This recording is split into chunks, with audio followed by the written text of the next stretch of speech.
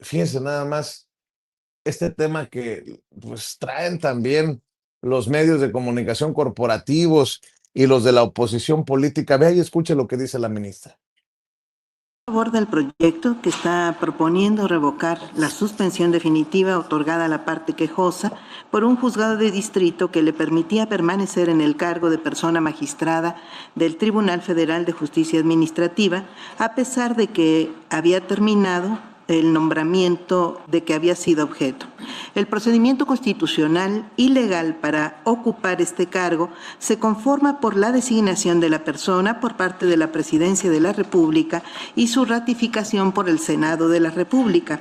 Una vez concluido el nombramiento de 10 años, la Presidencia puede instaurar de manera discrecional nuevamente este proceso en caso de que decida que la persona ejerza su puesto por otro periodo igual. La Constitución Política de los Estados Unidos Mexicanos y la Ley Orgánica del Tribunal Federal de Justicia Administrativa no establecen que la Presidencia de la República tenga la obligación de someter a un nuevo procedimiento de nombramiento a las personas magistradas que concluyeron sus periodos, ni la de responder las propuestas que dicho tribunal le remita para que se amplíen sus mandatos. Esta posición la he sostenido, entre otros casos, en la revisión del incidente de suspensión 4-2023, aprobada en la extinta segunda sala, en sesión del 28 de febrero de 2024, por unanimidad de sus integrantes. En este precedente se revocó una medida cautelar que permitía restituir a una persona en el cargo de magistrada de dicho tribunal, quien a casi 4 años de haber terminado su nombramiento, demandó la supuesta omisión de tramitar su procedimiento de ratificación. En el caso que nos ocupa, la parte quejosa reclama la negativa emitida por la Presidencia de la República para designarla como magistrada de la Sala Regional del Tribunal Administrativo referido. El juzgado de distrito concedió la suspensión para efecto de que la persona no fuera separada del cargo. El proyecto acertadamente propone revocar la medida cautelar otorgada, pues ocasiona perjuicio al interés social y contraviene disposiciones de orden público al exceder los límites constitucionales y legales de la suspensión en el juicio de amparo. La suspensión incide directamente en una facultad discrecional que corresponde a la persona titular del Poder Ejecutivo Federal dentro del procedimiento de designación de magistraturas del Tribunal Federal de Justicia Administrativa. Fíjese nada más de lo que se entera uno, por eso hay que estar al pendiente de las sesiones de la Suprema Corte de Justicia de la Nación. Todavía hay magistrados que se aferran, magistrados del pasado Poder Judicial, magistrados del Poder Judicial podrido, aquel que dirigía, encabezaba a Norma Piña como ministra presidenta de la Suprema Corte de Justicia de la Nación, que se aferran con uñas y dientes a seguir en sus puestos a pesar de que no fueron nombrados o nominados por el expresidente Andrés Manuel López Obrador y mucho menos por la presidenta Claudia Sheinbaum Pardo. O sea, los intereses todavía de aquellos que se fueron pero no se han ido. No sé si me explique. ¿Qué piensa el doctor Isaac de Paz González de esto? Yo creo que también estará conmigo en decir que no se termina de limpiar el Poder Judicial, todavía le falta. Como dicen, lo nuevo no termina de nacer y lo viejo no termina de morir, o por ahí va la cosa. Mi querido Isaac de Paz González, qué hermosa tarde en París, Le François, mi querido doctoré. ¿Cómo le va, doctor? Un abrazo. ¿Qué tal? ¿Qué tal? Bon après-midi, dicen por acá a estas horas.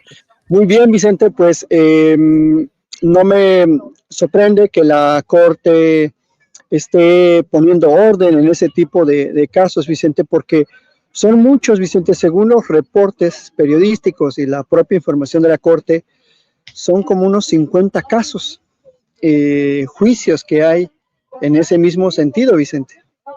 Y es que aquí quiero señalar dos cuestiones importantes, Vicente.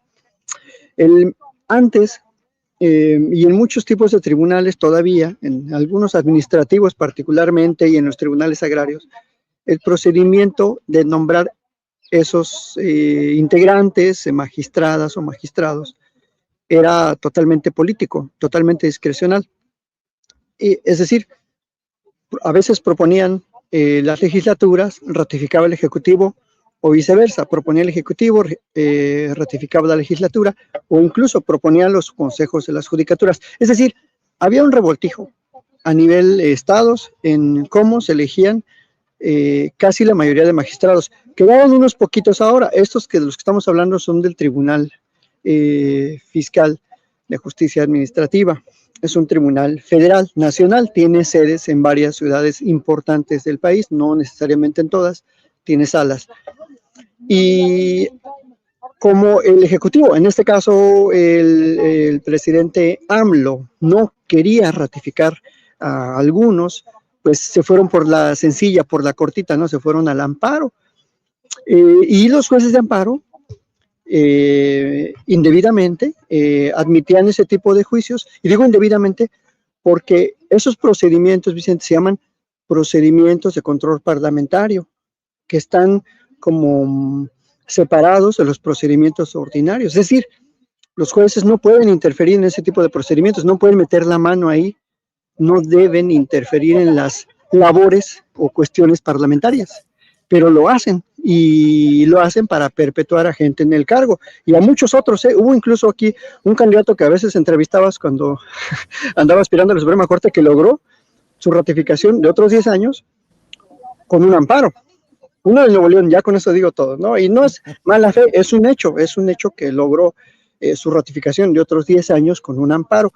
Y creo que de entrada, como profesionista, creo que está mal que quieras forzosamente seguir en un puesto que ya tuviste 10 años, muy bien trabajados, muy bien pagados, o no sé, pero sí muy bien pagados, por lo menos no sé si trabajados. Y creo que 10 años es un plazo razonable para una magistratura de cualquier tipo, Vicente, porque en este país las magistraturas de cualquier tipo, Vicente, la más pobretona anda ganando alrededor de unos 100,000 pesos. La más pobretona, ¿eh? Eso ahorita. Antes de las reformas, yo creo que hasta el doble. Entonces, creo que sí está bien que la Suprema Corte ponga orden, incluso se ponga una traba en ese tipo de amparos. Es decir, la judicatura no puede estar acudiendo al amparo para cuestiones de ratificación. La poca judicatura que quede, que va a ir a ese tipo de procedimientos, porque ahora ya la mayoría se van a elegir. Entonces esa es mi postura, que obviamente está en la misma sintonía que la Suprema Corte. Oye, nada más, el que se lleva se aguanta, dicen alguien en el chat. Yo creo que es de los que no ven sin censura continuamente, pero se la pasan en el hate. ¿Y qué hace en París el doctor? Pues, mientras no le cueste a usted, Erika Abundes Jiménez, nótese mi sarcasmo. Anda trabajando, anda en lo suyo el doctor, hombre, déjenlo. Anda.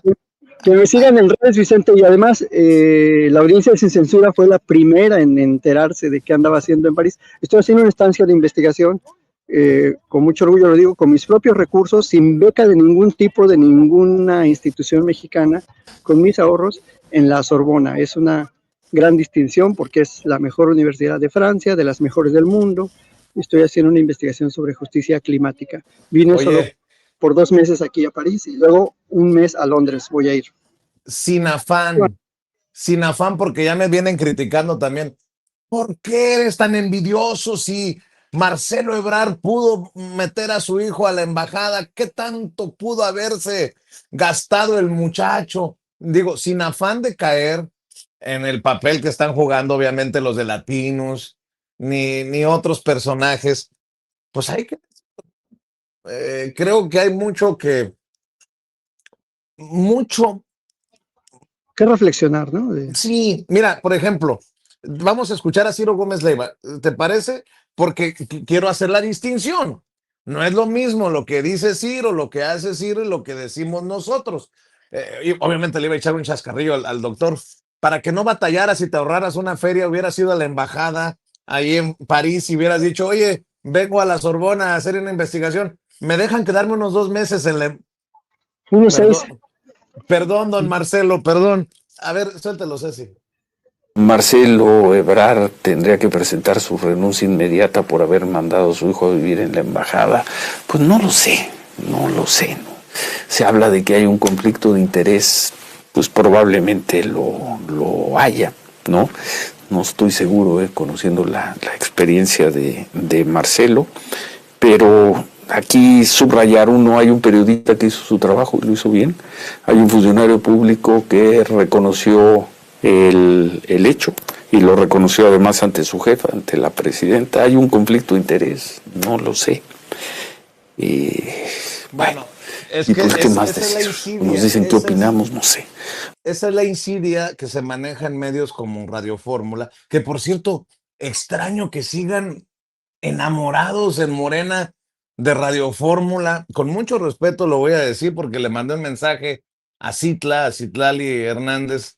Oye, Citla, quiero la entrevista y ya la vi dando la exclusiva en Radio Fórmula, así como en algún momento he criticado, pero bueno, esa es harina de otro costal, con mucho respeto lo digo. ¿Qué necesidad de ir a Radio Fórmula? ¿Por qué Radio Fórmula, Radio Fórmula, Radio Fórmula? Pero bueno, yo aquí voy a decir, ¿debe de renunciar Marcelo? No. Sería una locura, les voy a decir por qué. Estamos en medio de ya las negociaciones del TEMEC y sería lo peor que nos pudiera pasar que renuncie el secretario de Economía. Pero sí tiene que admitir que hubo un trato privilegiado, un trato VIP, que no se nos puede permitir en los tiempos de la transformación y punto. Que se pague lo que se tenga que pagar, si es que hay alguna cuestión monetaria que retribuirle al Estado mexicano, pero que no nos venga a decir así como salió ayer a decírselo enfrente. No me quiero imaginar el coraje de la presidenta cuando escuchó a Marcelo decir, porque va en contra de todo lo que hemos venido diciendo por años, ¿no? O sea, no sé tú qué pienses, doctor. Sí, mira, tengo tres críticas, dos suaves y una muy dura. En primero, que Marcelo conocía totalmente, porque escuché lo que dijo, desconocía totalmente lo que estaba pasando en Londres, en Inglaterra en particular, con las medidas de la pandemia, que no estaban yendo presencialmente los estudiantes. Eso no me parece un error garrafal de un canciller. Segundo, que la otra comedida dice, sí, mándamelo, y yo lo trato como si fuera mi hijo. O sea, ¿de cuándo acá una embajadora anda haciendo ese tipo de favores? A quien sea, no solo a Marcelo, a quien sea. O sea, ¿cómo se va a distraer de su función de ser la embajadora y cuidar ahí chamacos, ¿no? De chamacos de, no sé, 20, 21 años o 19, no sé cuántos tenga, supongo que ya era mayor de edad, porque Marcelo dijo que iba a hacer una especialidad en neurociencias, que no sé qué. Y la tercera crítica, la más dura, Vicente, es que pues no se supone que no eran iguales a los neoliberales, que se ha dicho que no se miente, no se corrompe, no se traiciona al pueblo. Creo que no han aprendido nada del presidente López Obrador, Vicente. Creo que lo escuchaban, pero por un lado le centra y por el otro le sale. Entonces, eso es la autorreflexión que deberían estar haciendo en Morena, ¿eh? O sea, y con este tipo de actos, como el de Citlali, que primero va a Radio Fórmula, o sea, primero va a los medios chayoteros, a quienes destrozan siempre y criticaron horriblemente al presidente sin ningún fundamento, quienes se burlan del pueblo mexicano, ahí están siempre con ellos. Marcelo es uno de ellos también, que siempre va a esos espacios a darles entrevistas. Y pues yo creo que no, finalmente no debería de renunciar, pero que se investigue, que se sancione a quien se tenga que sancionar, porque es un acto ilícito, porque es un acto de corrupción. Si antes lo criticábamos con Peña y con quien sea, con Calderón, pues lo tenemos que seguir criticando, porque se llama coherencia, y no porque ahora lo haga la izquierda, quiere decir que esté bien, se llama coherencia. Y la embajadora fue la misma que era secretaria, era parte del gabinete de Andrés Manuel López Obrador, cuando paró un vuelo para que llegara ella y se subiera, y que fue lo que le costó la salida del gabinete, ¿no? Sí, es la payasa de que my husband and I in September. Sí, esa señora fue, o sea, que te digo. aunque no sé si Aunque si no, no sé si vamos de mal en peor allá en Londres, porque allá va Alejandro Gers Manero, ¿no? En fin. Ya que me den una embajada a mí, pero no, porque ya me acordé que no he sido gobernador corrupto del PRIAN y pues tampoco soy tan torpe para el marco internacional de las relaciones entre los países, entonces no me la van a dar. Tampoco arruiné la Procuración de Justicia en México, entonces no soy candidato, Vicente. Definitivamente no soy candidato. Pero bueno, pero estarás de acuerdo que no da para, o sí, para que renuncie Marcelo Ebrard. Yo digo que no, ¿no? Que se haga el procedimiento de investigación administrativo correspondiente, que se lleven a cabo las averiguaciones, el procedimiento y las sanciones que correspondan a quien corresponda, ¿no? Porque hay un uso indebido de las atribuciones. Y nada más habrá que ver qué dice la ley, si está permitido cierto uso temporal en ciertos casos a las embajadas. Creo que no encaja en ninguna de las hipótesis para hospedar a personas distinguidas, a personas de otros países, a personas que busquen refugio o asilo. Creo que no encaja. Pero bueno, ya en el detalle de las reglas para el uso de las embajadas encontraremos la respuesta. Pero de entrada hay un uso indebido. Me pareció sano, sí, que Ebrard lo reconozca, que tenga la cara de decirlo en público. Sí es muy incómodo para la presidenta, de seguro, pero pues era la única opción, Vicente, no había otra opción. Y creo que en eso sí, en la 4T, sí les doy digamos que la palomita, porque a diferencia de sus antecesores, sí lo reconocen, aunque sea tardíamente que la han regado, y eso ya es algo, pues no de admirarse, pero sí de reconocerse que tienen ese valor, Vicente, porque en otros tiempos, sin mañaneras y sin nada más había boletines de prensa o un silencio sepulcral para que no se hablara de nada de esto en los medios. Y ahora qué bueno que Ciro critique, que yo critique, que tú, digo, no estamos en el mismo nivel ni canal de esa bola de chayoteros, pero sí debe de haber una reflexión crítica, Vicente, porque hace rato lo dijo el diputado y en estos días se está hablando de hacia dónde va a ir Morena, hacia dónde van a ir los arreglos, los acuerdos, las alianzas, con qué tipo de gente. Y creo que sí es momento de hacer un alto y decir, bueno, vamos a retomar el camino. Creo que eso es muy sano en este momento. Y creo que Marcelo es muy inteligente, es un político con colmillo largo. Si ya aceptó lo que publicaba Latinus, pues yo creo que puede también aceptar que se equivocó al justificar o no sé, desde su soberbia decir que se lo merecía o algo por el estilo, así lo entendí, para decir me equivoqué o nos equivocamos, tomé una decisión equivocada, punto. Yo creo que hubiera quedado mejor, pero no sé, ahí vamos a ver. Se entiende, Vicente, le cayó como agua fría, le cayó así de bote pronto, no supo qué hacer y pues como papá, pues entiende que va a cuidar a su chamaco, ¿no? A su patito, ¿no? ¿Cómo se llama? Patrick Marcelo o Marcelo Patricio, no sé. Entonces, quizás por eso se fue al nivel de decir, bueno, casi que como organizó la excursión, casi ya le daban la medalla de honor en Inglaterra, ¿no? Por organizar una excursión. Pero creo que sí, con más calma puede tranquilizarse y decir, que se investigue, si hubo un uso indebido de atribuciones, que se investigue, que el órgano administrativo de la Secretaría investigue o la propia Secretaría Anticorrupción, o sea, vamos a ver hasta dónde se llega, ¿no? Y que se sancione lo que se tenga que sancionar. No sé si pagar algo, pero sí la sanción administrativa que corresponda, la amonestación o lo que corresponda, lo que marque el derecho sancionador, que es lo que dice la ley, Vicente. Tampoco vamos a crucificar aquí a nadie, pero sí que se respete el marco jurídico nacional, Vicente, y que no se vuelva a repetir, que ningún embajador o embajadora se atrevan a andar ahí cuidando chamacos ajenos, ni trayendo los suyos, ni a sus suegras, novios, amistades, ni nadie. Las embajadas son la representación digna de México en el extranjero, Vicente, son para eso. Hay otros tipos de espacios, por ejemplo, aquí en la ciudad universitaria hay 60 residencias de estudiantes, principalmente también de investigadores, que aquí podemos venir a hacer estancias de academia, de investigación, que venimos a las instituciones francesas a trabajar, a aportar, a colaborar, ¿no? Y aquí son adecuados y no las embajadas. Yo no me voy a ir yo ahí de metiche a la Embajada de México. Oiga, tendrán por ahí un departamentito con vista a la Torre Eiffel y con salir al restaurante de Jules Verne. Creo que Oye, antes de que cierres con tus redes sociales, doctor, eh, conviértete en guía de turistas para nosotros. Esa postal es hermosísima. Veo una torre allá al fondo. Ese atardecer está increíble. ¿Dónde estás? sí, Vicente, mira, estoy en la ciudad universitaria, Vicente, así se llama, la Cité Universitaire. Fue creada como en los 50 por un ingeniero que quiso aglutinar una serie de, un bloque residencial para todos los estudiantes del mundo.